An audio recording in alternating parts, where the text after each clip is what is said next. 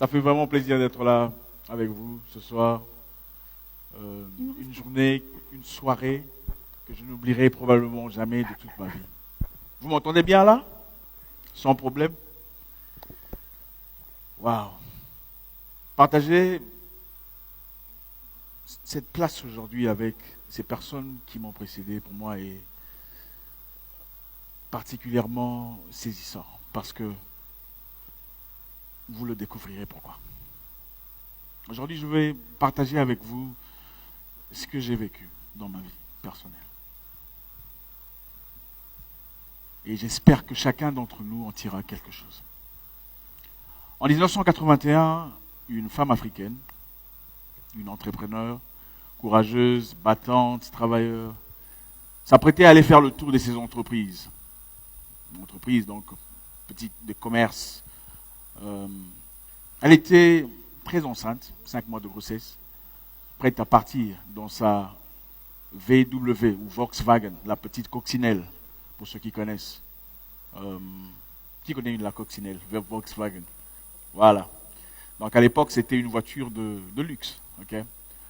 Elle prit sa voiture et se dirigeait vers ses entreprises pour faire le check-in, pour voir un peu ce qui se passait, ne sachant pas que ce jour-là serait le jour qui changerait sa vie pour toujours. À l'arrivée au coin de la rue, elle rencontra un gros camion qui la percuta, écrasa sa voiture complètement. Elle à l'intérieur. Elle avait brisé plusieurs os, entaillé de partout, saigné comme rien au monde. Cette femme, c'est ma mère. Envoyée à l'hôpital, il fallait faire un avortement. 5 mois de grossesse, on ne pouvait pas faire grand-chose. C'était le moment le plus obscur de sa vie. Et à côté d'elle, il y avait mon père, Mwekassa, qui n'avait pas cessé d'être la personne qu'il fallait auprès d'elle, malgré tout ce que le monde pouvait dire. Vous savez, beaucoup attendent que vous tombiez pour se lever. Et beaucoup voulaient que Mwekassa arrête d'être l'infirmier de cette femme, qui apparemment était insolente par son orgueil, par sa réussite à l'époque. Il était resté à ses côtés, contre vents et marées. Ma mère était déclarée infirme, handicapée. Elle ne pouvait plus concevoir, elle ne pouvait plus avoir d'enfants. C'était fini pour elle. Plus jamais d'enfants, le docteur disait. Et mon père dit, écoute, docteur, je ne suis pas en train de chercher des enfants, vous savez. J'en ai déjà 7. C'est l'Afrique. Ce n'était aucun problème au départ. Mais vous savez, en Afrique, en tant qu'entrepreneur, pour avancer, quelquefois, il faut donner des crédits à ses voisins, à ses clients, espérant qu'ils vous payent à la fin du mois. C'était le cas pour ma mère. Mais à sa sortie de l'hôpital, elle était obligée d'aller justement chercher à avoir l'argent qu'on lui devait. Mais en ce moment-là, ce n'était plus la femme forte qu'elle était. Ce n'était plus la femme imposante. Ce n'était plus la femme que tout le monde craignait. C'était celle qu'on appelait une handicapée. Arrivée chez une de personnes précisément, maman dit, bonjour, comment allez-vous? Je suis là pour mon argent. Est-ce que je pourrais l'avoir? La dame dit, hé maman, tu viens chez moi le matin comme ça? C'est la sorcellerie ou quoi? S'il vous plaît. Il ne faut pas déranger les gens comme ça. Tu ne sais pas comment j'ai passé ma nuit. Maman dit, mais quand tu venais chercher mon histoire, tu n'as pas dit toute cette philosophie. Qu'est-ce qui se passe? La maman lui dit, de toute façon, tu n'es qu'une épave. Tu ne peux pas avoir d'enfant. Voilà pourquoi tu es jalouse. Parce que nous pouvons toujours avoir des enfants. Et toi, tu ne peux pas. Ma maman a été brisée, comme vous pouvez l'imaginer.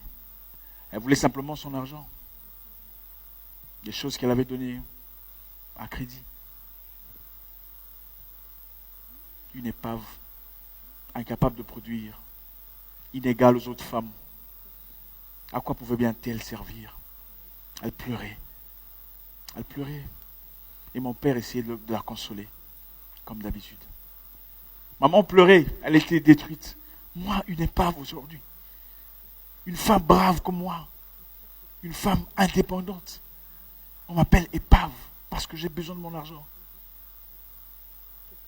Elle priait, elle voulait un autre enfant. Elle était décidée. Elle voulait prouver au monde qu'elle n'était pas une épave. Quelques années plus tard, elle découvrit qu'elle était enceinte. Elle dit à mon père, Mwekassa, je crois que je suis enceinte. Mwekassa dit, mais tu ne peux pas être enceinte. Mais ça ne va pas, on doit aller voir le docteur. C'est dangereux pour toi. Mes parents dirent, ok, d'accord, on va dormir ce soir. Demain, on va voir le docteur pour faire l'avortement. Cette soirée-là, maman eut un rêve. Et dans son rêve, il y avait un jeune homme, courageux, brave, à ses côtés. Elle ne comprenait pas qui était cet homme. Maman était au marché en train d'acheter à manger. Et pendant qu'elle achetait à manger, elle se rendit compte qu'elle avait acheté beaucoup de provisions. Elle ne pouvait pas porter ça toute seule. Elle avait donc besoin d'aide. Et ce jeune homme fort l'approcha et dit, bonjour maman, tu as besoin d'aide? Je peux t'aider, tu sais. Il dit, vas-y mon fils, aide-moi. Le jeune homme prit les sachets et commença à marcher avec ma mère. Pendant qu'il marchait, il dit à ma maman, si tu es fatigué, tu peux tenir mon bras et marcher avec moi. Ils marchaient ensemble. Arrivé à la maison, maman dit, merci infiniment, tu peux poser les petits sachets sur la table. Il posa les sachets sur la table et il dit, merci, je dois partir. Et ma mère lui dit, mon garçon, tes parents doivent vraiment être heureux de t'avoir. Mais avant de partir, dis-moi, quel est ton nom? Le jeune homme me regarda et dit, mon nom est Zacharie. Zacharie? Merci Zacharie. Zacharie, c'est moi. Et le monde m'appelle Zach. Maman regarda son mari et dit, Mwekassa, réveille-toi. Je ne ferai plus d'avortement. Mon fils, c'est un garçon, je sais. Il sera brave. Et son nom est Zacharie.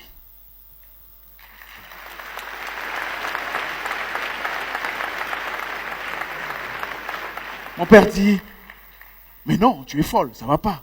Ça va pas. Le docteur a dit que tu mourras. Tu ne peux pas faire ça. Ma mère dit, mais attends. Mais le docteur a dit que je ne peux pas tomber enceinte. Mais je suis enceinte. Donc le docteur a tort. En tout cas, si vous voulez que je meure, je mourrai avec mon enfant. Elle refusa de faire cet avortement. 7 mois plus tard, j'étais né. Tout noir. Tout. Et quand je dis noir, ça veut dire noir dans le sens où j'étais vraiment noir. J'étais pas la couleur naturelle d'un bébé. J'étais tout noir, vilain.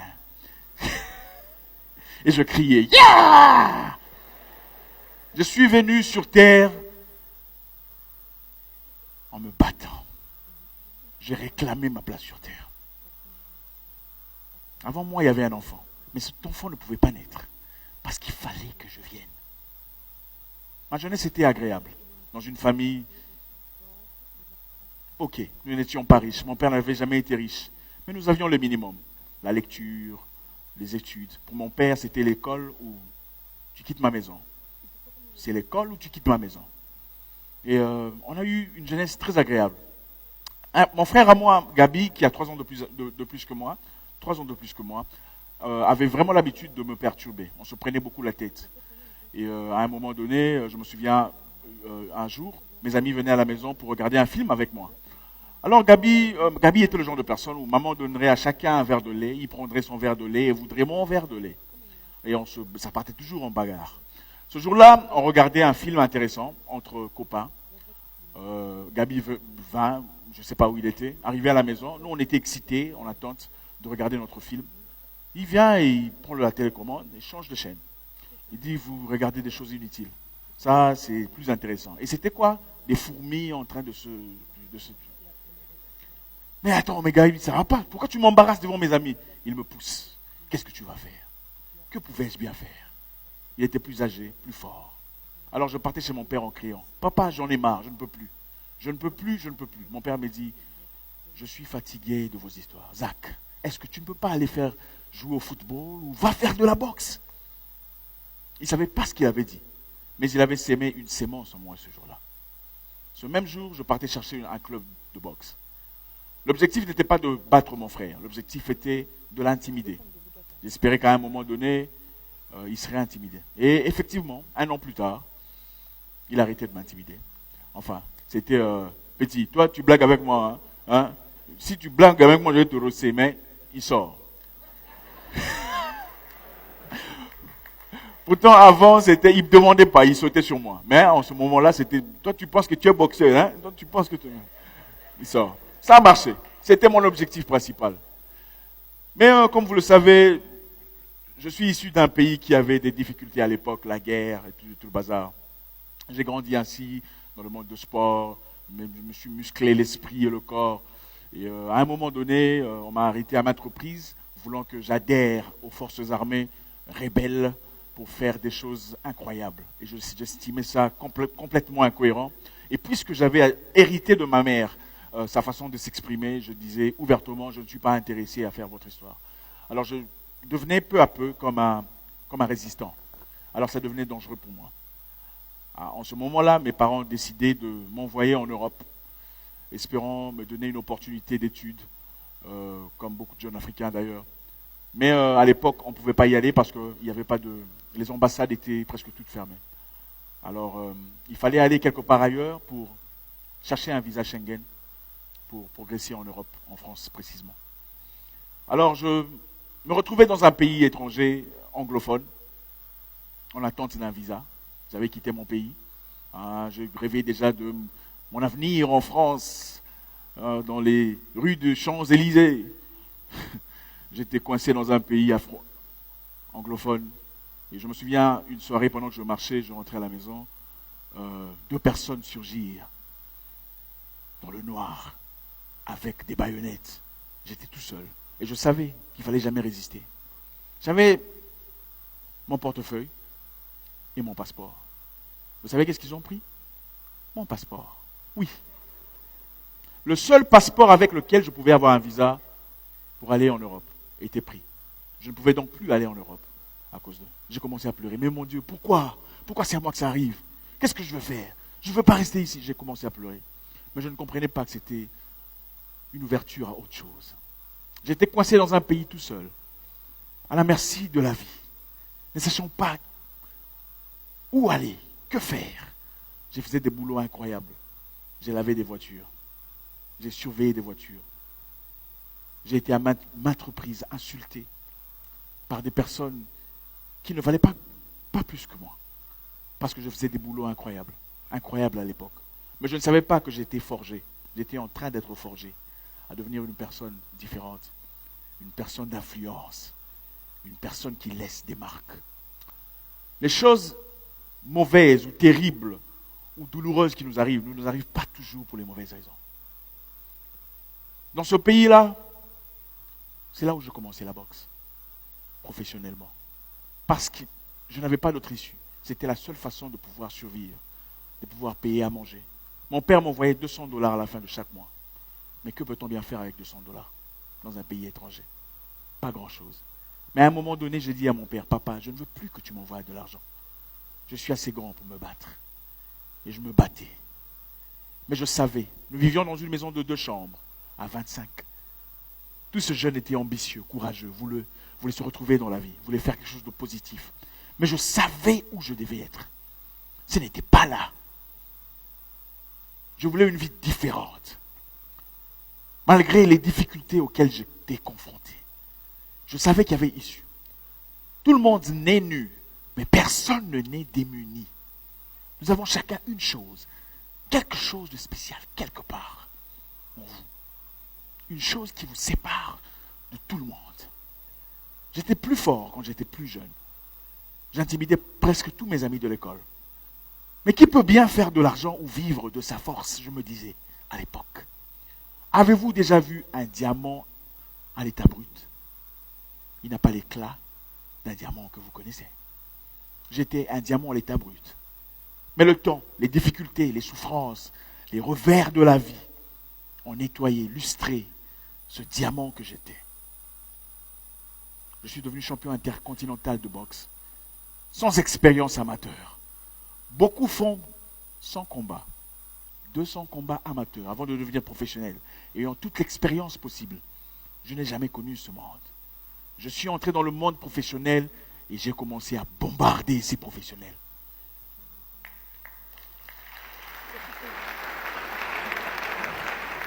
Je connaissais ma direction, je savais ce que je voulais. Je bossais plus dur que tout le monde. Champion intercontinental, imbattu. Je suis parti en Europe signer un gros contrat. On m'a dit, Isaac, le contrat est prêt, mais nous voulons que tu rentres faire un combat. Après ce combat, tu signeras le gros contrat. Je dis, il n'y a pas de souci. Qui peut me battre? Je suis rentré, mais ce moment-là, j'avais complètement négligé les choses qui m'avaient mis à cette place, les choses qui m'avaient bâti, l'entraînement, la sérieuxité. Parce que l'argent coulait à flot, comme un jeune homme de 24 ans à l'époque. Je faisais comme tout le monde, je voulais faire comme tout le monde, je voulais aller m'amuser, je voulais aller en boîte, je voulais avoir autour de moi des jolies fleurs. Et bien c'était justement là que je commençais à tomber. Mon adversaire était un gars avec un gros ventre. Donc vous savez, nous avons tendance à penser que pour être fort, il faut avoir des gros muscles. Le monsieur avait un gros ventre.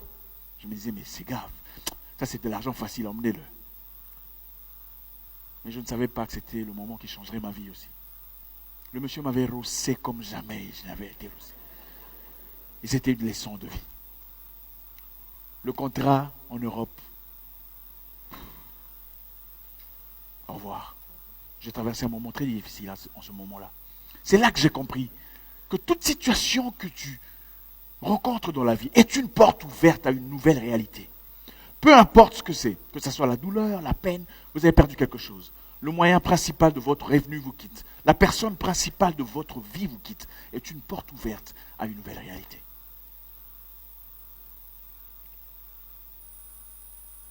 La vie m'a donné une nouvelle chance. Comme vous l'avez vu, je suis allé dans un terrain complètement étranger pour devenir champion du monde, encore une fois. Chose qui n'avait encore jamais été réalisée par une personne. Champion de boxe, champion de kickboxing. Deux disciplines totalement différentes. C'est l'esprit qui gère tout. C'est l'esprit qui décide où tu vas. 35 ans plus tard, je regarde. Qu'est-ce que je réalise? Cette dame, cette maman, si elle n'avait jamais connu cet accident de voiture, je ne serais jamais là en train de vous parler. Je n'aurais pas inspiré autant de personnes. Je n'aurais pas apporté cette positivité que j'inspire au travers le monde aujourd'hui. 35 ans plus tard, Zach Mwekassa, en plus d'être boxeur professionnel, champion de boxe et de kickboxing, ingénieur de réseau, écrivain, entrepreneur, influenceur, n'est-ce pas une porte ouverte à une nouvelle réalité? Une réalité qui était destinée d'être une réalité de tristesse, mais une réalité qui a totalement changé. Aujourd'hui, je voudrais célébrer ma mère, cette femme autrefois handicapée, parce qu'elle ne l'est plus, qui à travers la douleur qu'elle a connue, j'ai pu connaître cette terre. Mon nom est Zach Mwekassa, le guerrier noir, votre frère.